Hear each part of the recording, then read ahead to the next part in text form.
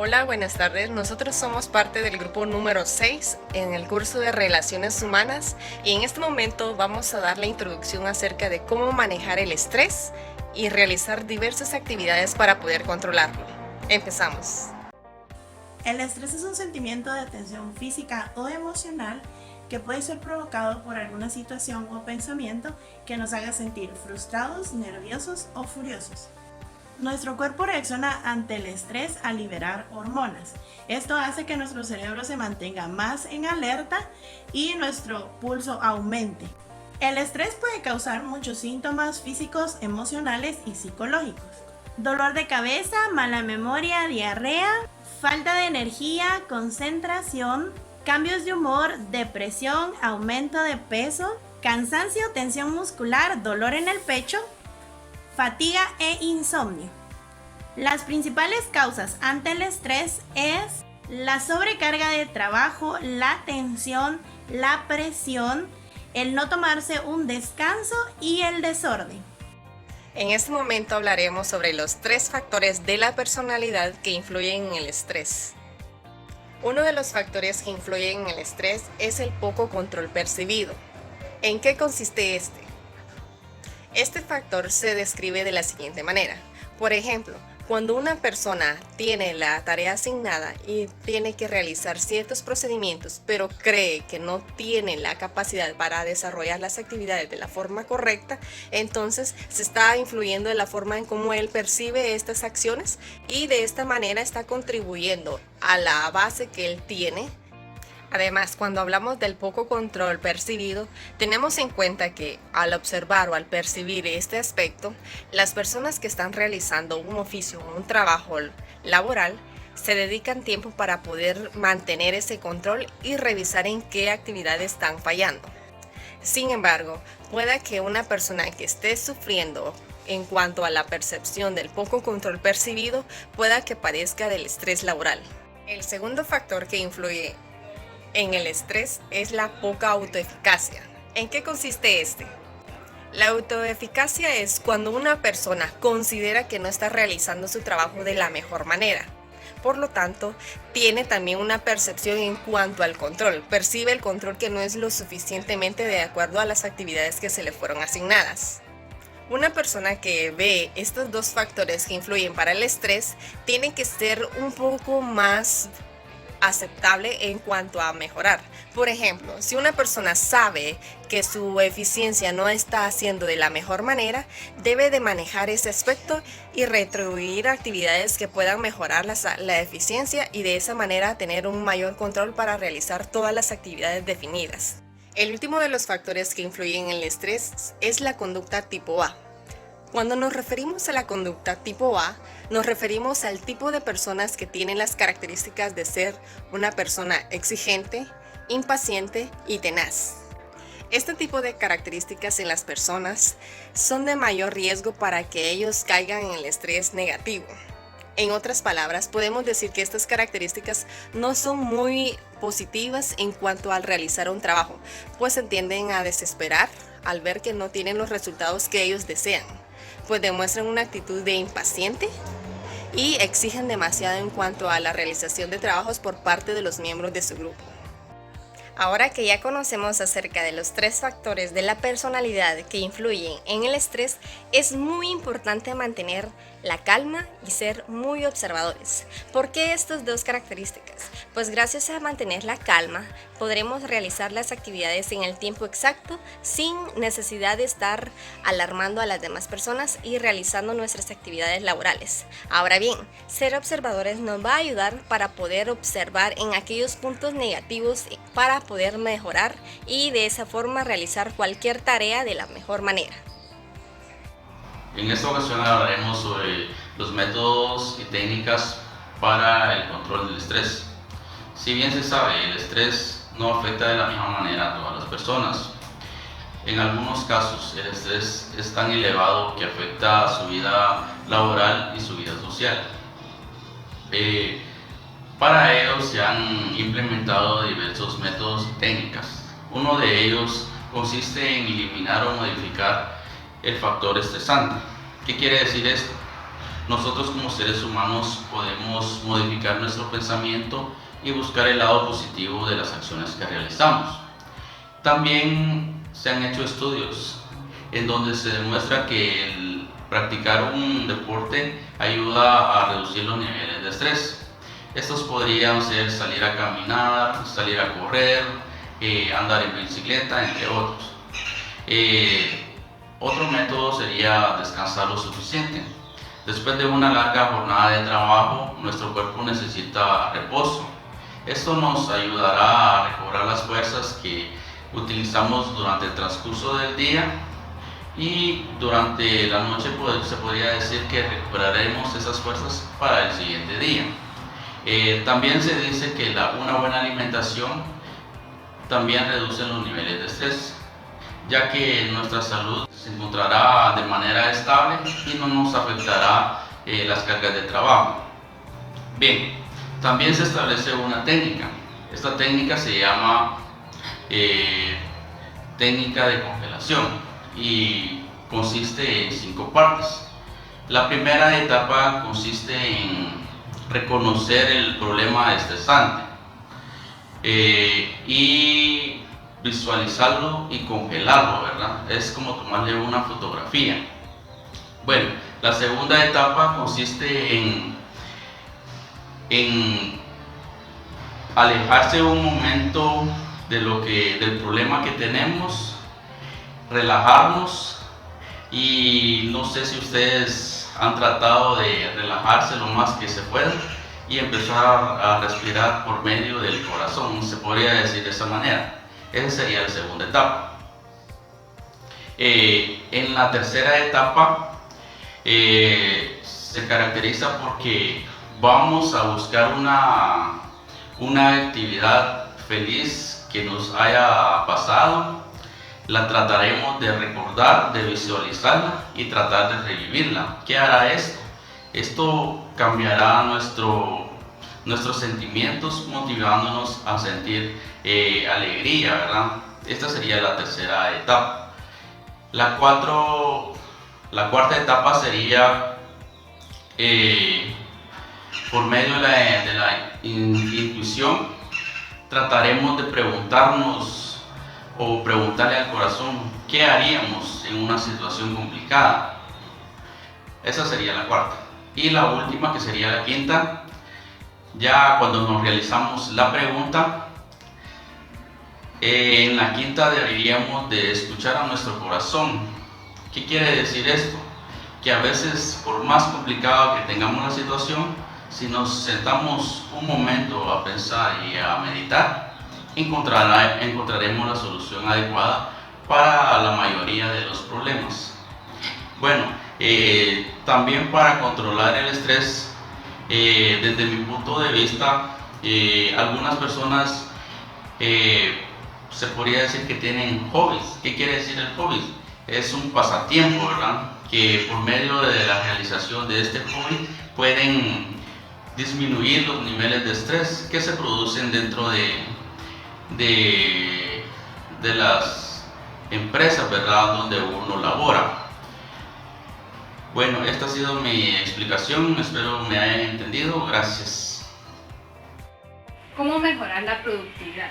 Cuando hablamos de productividad nos referimos a todos los recursos con los que contamos, como también con el tiempo que consume o invertimos para alcanzar cierto nivel de producción, por lo que se plantea el mejoramiento de la productividad desde 4 perspectivas diferentes. Manejo de la serie. Valores y actitudes que mejoren la productividad. Habilidades y hábitos laborales que mejoren la productividad personal.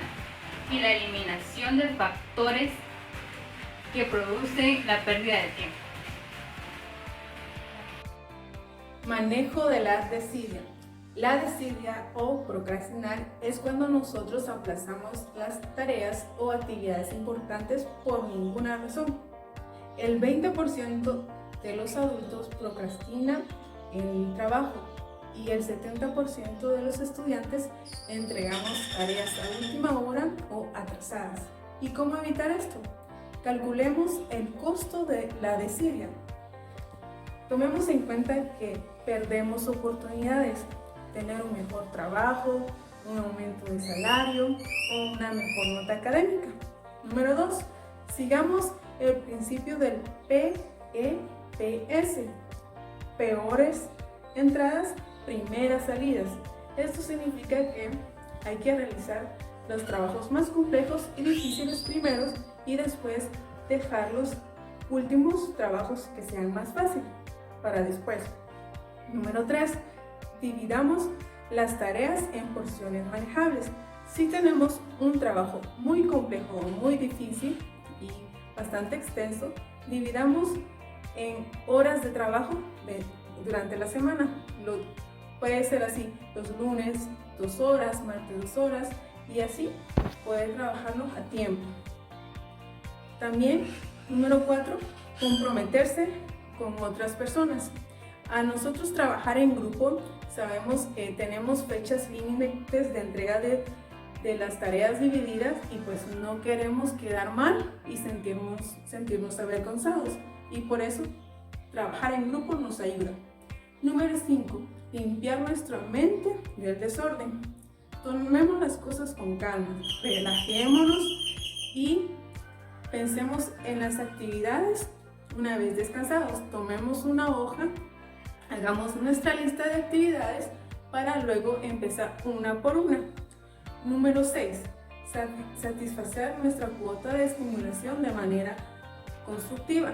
Muchas veces escuchamos a personas que les encanta trabajar bajo presión. En mi caso no, pero por aquellas que les gusta trabajar en bajo presión y quieren tener siempre muchas actividades, la mejor forma es agendarlas. De esta forma, ellos siempre van a tener trabajo y bastantes actividades, pero las llevarán de una forma ordenada y entregadas a tiempo, y siempre con la presión que ellos deseen. Número 7. Eliminar las recompensas tangibles que nos otorgamos por ser decidiosos. Muchas veces posponemos nuestras tareas por ver una serie en Netflix, escuchar música, ver videos en YouTube o estar en las redes sociales. Entonces, queremos estar más tiempo en las redes sociales y no queremos hacer las tareas. Pero pongámonos a pensar que al hacer las tareas y disfrutar después de recompensas es más satisfactorio, porque una vez que hemos terminado las tareas es más descansado y relajante estar viendo una serie en Netflix porque ya no hay que pensar en tareas. Continuando con nuestro tema, hablaremos acerca de cómo mejorar la productividad personal mediante actitudes y valores. Este es un tema muy fácil y muy sencillo de comprender, ya que se refiere al desarrollo de buenos hábitos laborales y también sobre las actitudes positivas o negativas que el individuo pueda tener hacia su trabajo.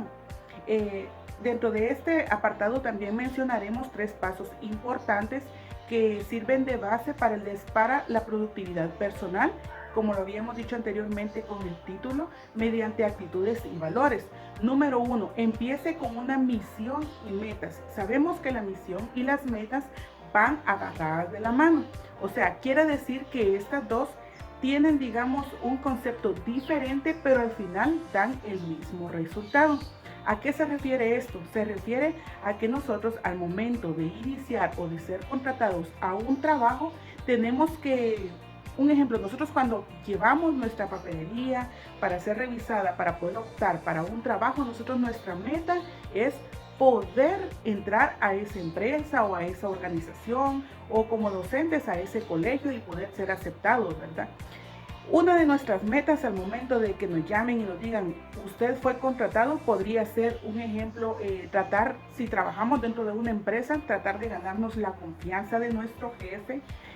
Un ejemplo, si comenzamos como una secretaria, nuestra meta y nuestra misión, porque digamos que prácticamente es lo mismo, o sea, como lo decíamos anteriormente, dan el mismo resultado. Entonces, si comenzamos en un puesto menor, nuestra meta y nuestra misión podría ser ascender de puesto. Con esto nosotros, ¿qué estamos haciendo? Mostrando una actitud positiva hacia nuestro entorno laboral y hacia nuestro trabajo. Es algo muy importante, es algo, ¿quién no va a querer en este mundo digamos, subir de puesto al momento de entrar a un trabajo.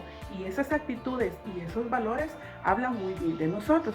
El número 2, practique el juego interior del trabajo.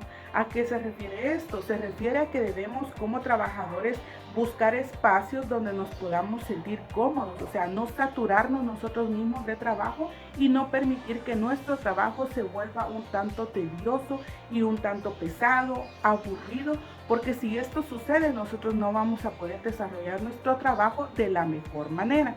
Y el número 3, trabaje con más inteligencia y no solo más arduamente. Esto es muy chistoso porque nos suele suceder a la mayoría de personas cuando no planificamos con exactitud lo que nosotros vamos a hacer. Un ejemplo, a nosotros nos deja nuestro jefe una cierta cantidad de trabajo y nos dice que la quiere para cierta hora y para cierta fecha. Entonces venimos nosotros y comenzamos a trabajar y a trabajar.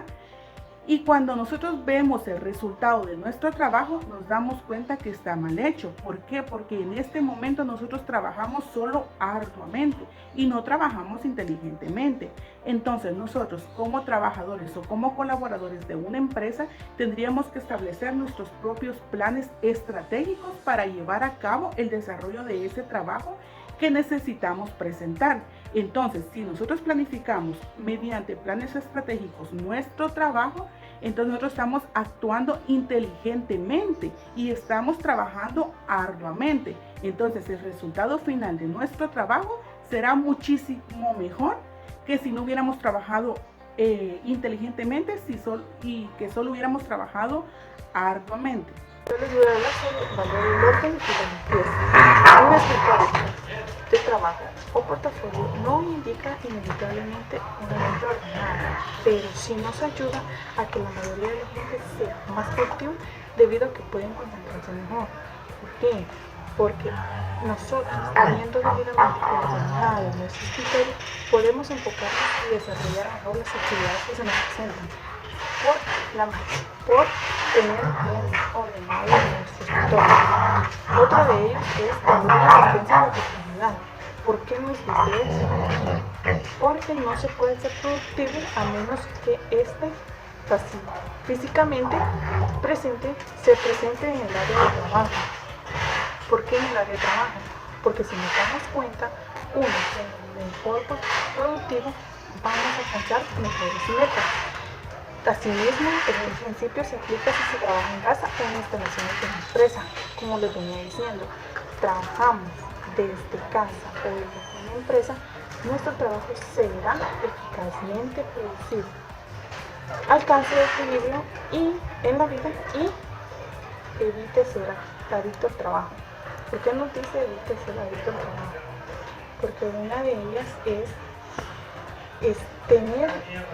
tolerar nuestra frustración y así tener una mayor capacidad de poder contribuirle a nuestra mente. También nos dice que nuestra actitud productiva hay que conservarla, porque es el exceso del trabajo que nos lleva a un estrés negativo y al desgaste. Porque sin desgaste y sin estrés, nuestro desarrollo de trabajo va a ser bien desarrollado. Buen día, licenciada. Mi nombre es Saidi Emilene Chus Cruz. Me identifico con mi número de carnet 2017-42043. El día de hoy vamos a hablar de un tema muy importante, que es cómo mejorar la productividad personal mediante habilidades y hábitos laborales. Para desarrollar este tema vamos a tocar unos temas muy importantes, iniciando con un punto que es elaborar una lista de pendientes y establecer prioridades. ¿Para qué elaborar una lista de pendientes? Para tener bien planificadas nuestras actividades, las cuales tenemos que trabajar en el transcurso del día y así poder planificar y establecer bien nuestro tiempo. ¿Cómo podemos elaborar esta lista de pendientes? Podemos colocar las tareas que tenemos que realizar en el día en pequeños papelitos para que sean pequeños recordatorios, estarlos viendo, o abrir una pequeña pestaña en nuestra computadora que la podamos estar viendo de igual manera para recordar las cosas que se tienen que hacer ese día. El punto número 2 es simplificar las tareas y establecer las prioritarias. ¿Por qué simplificarlas? Porque tal vez podemos tener demasiadas tareas y en sí hay unas que urgen más y enfocarnos en ellas para no perder mucho tiempo y dedicarnos de lleno solo a ellas. También el otro punto que voy a tratar es concentrarnos en las tareas más importantes, las prioritarias. ¿Por qué? No podemos estar haciendo todo lo que tenemos que realizar, todos los pendientes a la misma vez, porque es algo que no vamos a poder o no lo vamos a hacer como quisiéramos por estar haciendo todo junto.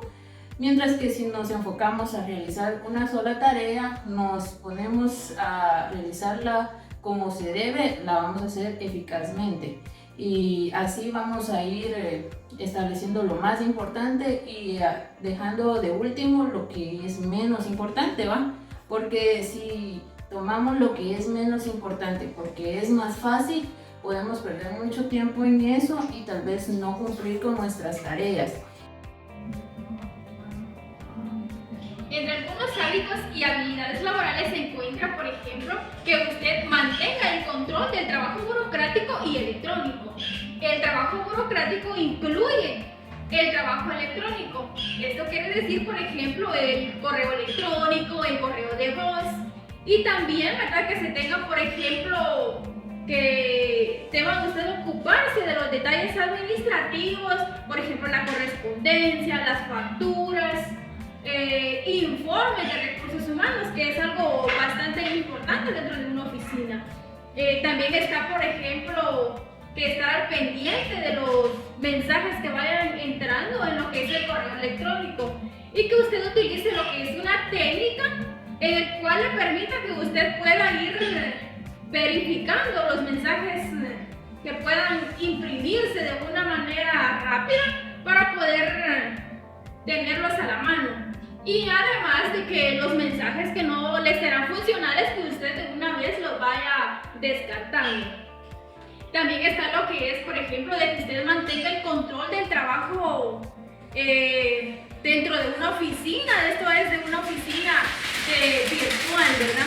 La oficina virtual, ya que este es un lugar de trabajo sin una ubicación física fija, pues es un lugar en donde usted puede trabajar de acuerdo a su propio tiempo, ya sea medio tiempo o tiempo completo, y su oficina virtual, ¿verdad?, podrá tenerla ya sea en algún lugar de su casa, en algún, ¿qué puedo decirle? En algún lugar que usted pueda encontrarse, incluso en algún cuarto de algún hotel, en alguna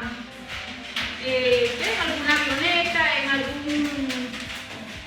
automóvil donde usted tenga acceso a poder estar pendiente de lo que es su trabajo. Esta es una manera bastante importante, pero además se le dan algunos consejos de que usted debe de tomar en cuenta. Por ejemplo, que actúe como que si trabajara en una oficina tradicional, sin dejar a un lado, ¿verdad?, de que usted tiene que tener su propio tiempo. Establecer horarios de trabajos específicos. Por ejemplo, usted debe de vestirse adecuadamente, salga de la casa unos minutos y también regrese a trabajar a su lugar que usted ya tiene asignado para sus labores. Además, también está de que permanezca en contacto con sus compañeros de equipo. Siempre, ¿verdad?, de la forma como usted ha trabajado de la manera virtual. Por ejemplo, también de que es importante de que usted programe sus horas fijas para comidas, para refrigerios, ya que de esta manera usted no podrá pasar por algún problema y sus horarios ya van a estar establecidos y no van a estar interrumpidos por el trabajo. También, ¿verdad?, debe de trabajarlo desde su casa. Usted se sentirá más cómodo porque no tendrá que salir a trabajar a ningún otro lado, sino que usted de una manera electrónica ya puede estar ahí en su trabajo. Además hay otra cosa bien importante, que usted mejore sus habilidades de búsqueda en internet. Sabemos de que el internet es una herramienta bastante indispensable para todas las personas, pero también debemos de tomar en cuenta de que debemos de tener ciertas formas para poder buscar lo que necesitamos, ya que a veces damos al buscador, ¿verdad?, algún término, alguna cosa que necesitamos y nos salen hasta miles o varias cosas que no nos sirven, ¿verdad? Entonces debemos de buscarla de una manera diferente, ya sea en base de pregunta o usando algún tipo de signos de interrogación o comillas para poder ver cómo nos dan esa respuesta y verificarla si es la que realmente buscamos. A continuación les vamos a presentar una lista de factores comunes que hacen que uno contenga lo que es pérdida de tiempo. En primer lugar, utilizar un cronómetro para identificar los factores que nos hacen perder el tiempo es un método esencial para nuestro diario vivir. 2. Reducir distracciones por concentraciones de labor. O sea, uno está trabajando y constantemente viene alguien o le interrumpe lo que están haciendo y uno se pone a platicar. Entonces es ahí donde existe una distracción laboral. Número 3. Evitar constantemente el uso de la tecnología. O sea, solo utilizar lo que es la tecnología en ocasiones necesarias, siendo emergencia. No estar chateando constantemente y eso hace pérdida de tiempo. Número 4. Organizar el tiempo de las llamadas. Llevar una organización de llamadas requiere un esencial control, porque si hablaba 1 hora con una persona, reducir ese tiempo a 15 minutos o para ahorrar tiempo y que no sea tanta pérdida de tiempo, hablar lo necesario. Número 5. Socializar lo necesario con las personas. En este caso, si uno tiene una conversación abierta con alguna persona, preguntar lo que es necesario: ¿cómo estás? ¿Cómo le va? ¿Te encuentras bien? ¿Qué pasa? No preguntar cosas X, ¿no? Porque eso hace perder el tiempo y ya no hacemos las cosas que debemos hacer. Número 6. Organizar todo en una agenda. Llevar una agenda, ir anotando: a las 9 voy a hacer tal cosa, a las 10 hacer otras cosas, a las 12 almorzar, tengo hora establecida pero me llevaré tanto tiempo. Eso sería un orden importante para nuestra vida. Número 7. Mantener ubicadas nuestras cosas. Por ejemplo, tengo las llaves en un exhibidor. Solo cuando salga de carrera voy, las tomo y salgo. No las dejo en cualquier lugar porque me agarraría la tarde y ahí perdería el tiempo buscándolas. Número 8. Límite de tareas. Si usted tiene 2 veces barrer y trapear la casa, evítese y hágalo solo una vez. Solo una vez al día. Número 9. Tener ejemplos de cartas o documentos que le ayuden a mantener la pérdida de tiempo. Si usted tiene un ejemplo en su computadora de una carta que quiere mandar con urgencia, fácilmente le va a cambiar los datos y la envía. Número 10. Ubicarse de inmediato el trabajo. salude brevemente y se va a trabajar a su lugar que le corresponde. No perder el tiempo con otras personas, sino que simplemente usted llega al trabajo y se va directo a su sección. Número 11. Responda la correspondencia electrónica en su debido momento y ser breve a lo que se viene. Número 12. Evitar ser totalmente perfeccionista.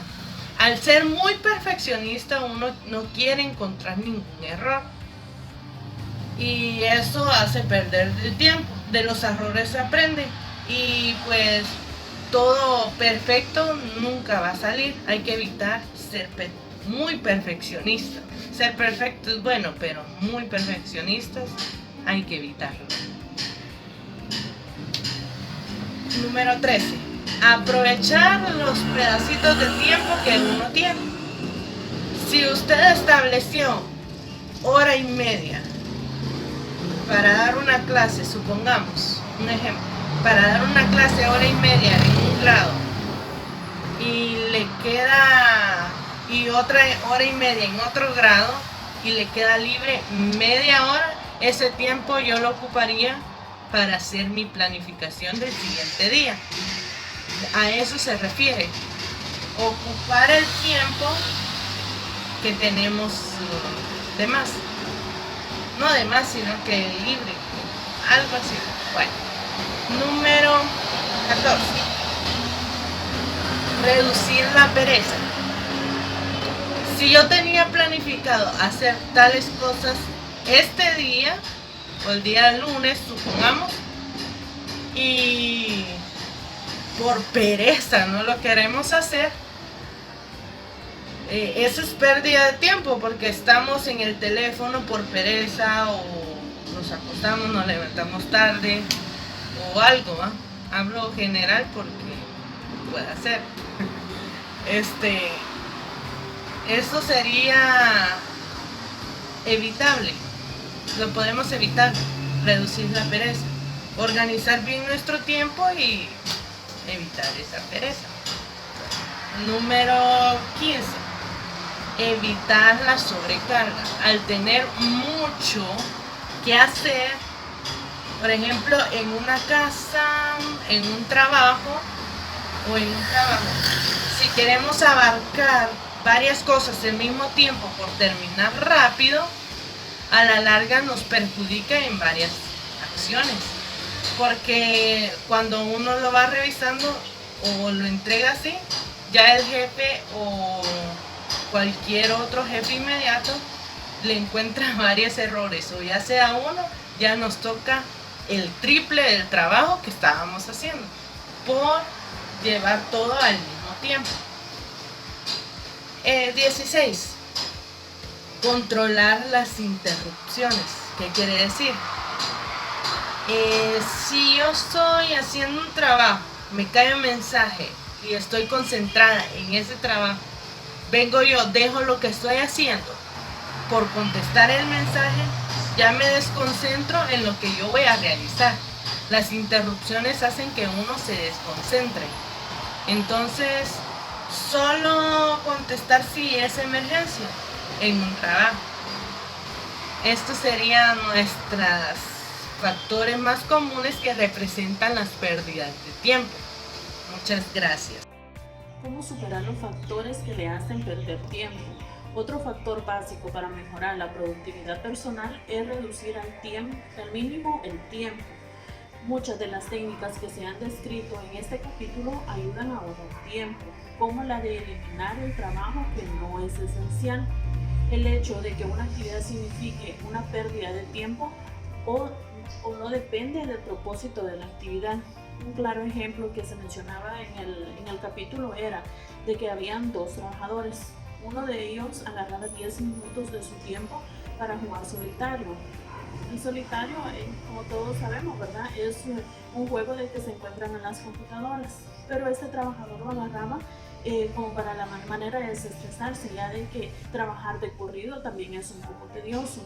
Y estaba el otro trabajador.